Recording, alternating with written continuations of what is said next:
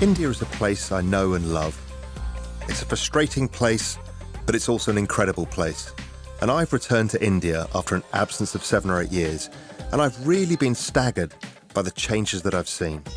There's an obvious physical change, but there's also a change in the mood of the nation. You know, I've seen new infrastructure projects everywhere, whether it's telco towers or electricity plants or oil refineries. Everything is changing, and I've seen a nation that's embracing technology at a breakneck speed. But there's almost too much going on to cover in any real detail in a piece like this. In episode 1, I took the top-down view, the 30,000-foot perspective. But in episode 2, I really wanted to look more closely at one or two of these key areas that are driving the Indian economy forwards. We're going to take a deep dive into infrastructure, particularly the digital infrastructure of this economy, where the future really lies. A big mindset change is happening where India is now having a very powerfully charged vision of moving into digital India.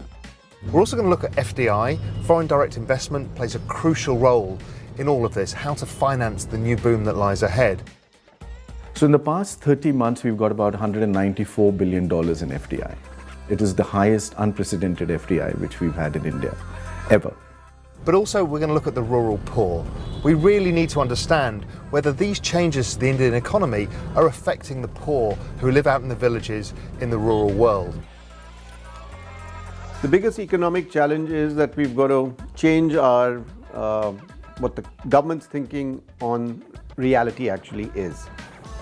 If you're in a rural area, you are either agricultural labor or you have a small plot of land and you're doing farming.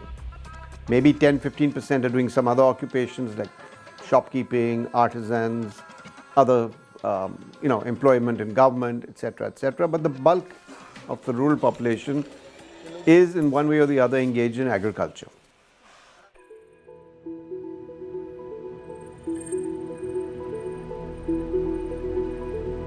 But the key thing for me is the digital infrastructure of India. This is the big story, the one that is really interesting here. And India is building out not only mobile phone networks, but that mobile phone network is quickly moving from 3G to 4G to 5G. 97% of the population already have a mobile phone, but only about 45% have a smartphone.